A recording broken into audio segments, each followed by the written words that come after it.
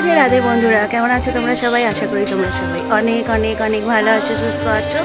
তোমাদের আশীর্বাদে আমিও ভালো আছি, সুস্থ আছি।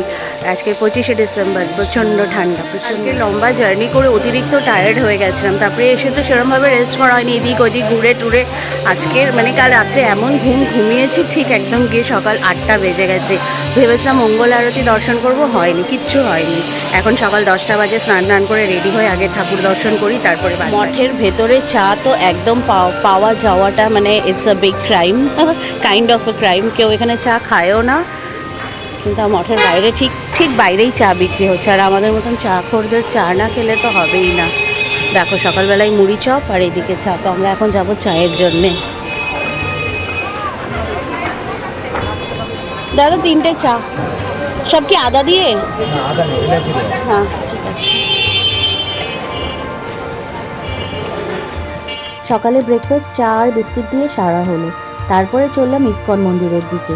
আর আমাদের এই মঠ থেকে ইস্কনের গেট অবধি যেতে গেলে পায়ে হেঁটে ম্যাক্সিমাম 7-8 মিনিট লাগে, কিন্তু ওই কুড়েমি কে আবার হেঁটে যাবে, তাই একটা টোটো করে নিলাম ডবল ভাড়া দিয়ে। আর এই যে এসে তো এই দৃশ্য, কাল সন্ধ্যেবেলাও এসেছিলাম, ঢুকতে পারিনি। আর এখন এই ভয়ঙ্কর দৃশ্য দেখে মনে হচ্ছে না যে ঢুকতে পারবো, কিন্তু তাও দেখো আমার স্পিরিট, মুখে কিন্তু এক গাল হাসি আছে।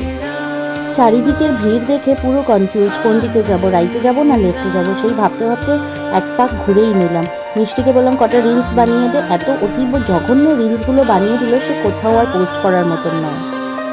অনেকক্ষণ ভাবনা চিন্তা করার পরে, দাঁড়িয়ে অনেকটাই বেশ টাইম ওয়েস্ট করার পরে ভাবলাম যে না, এখানে দাঁড়িয়ে থেকে তো লাভ নেই, কেন মন্দিরে ঢুকতে পারবো না।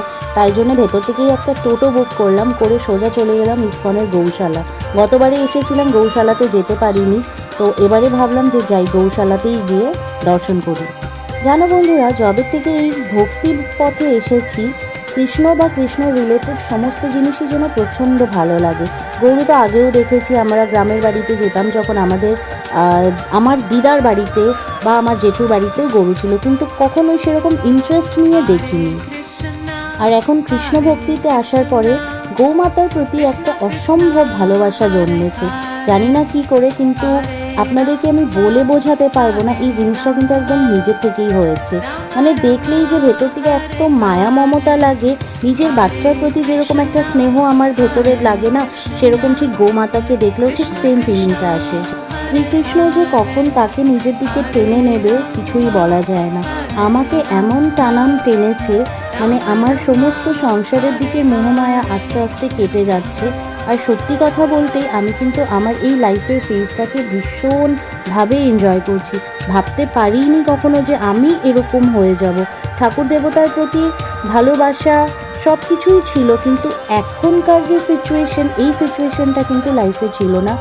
আর স্পিচলেস, আমি খুব বেশিভাবে এক্সপ্লেন করেও বলতে পারবো না, কিন্তু হ্যাঁ, আমার জীবনে অনেক চেঞ্জেস এসেছে যবে থেকে কৃষ্ণপ্রেম আমার জীবনে এসেছে। যাক বন্ধুরা, অনেক কথা বললাম, গৌশালাটা ভালো করে ঘুরে দেখি আর আপনাদেরও দেখাই। আর পরবর্তী ভিডিওতে খুব শীঘ্রই দেখা হচ্ছে।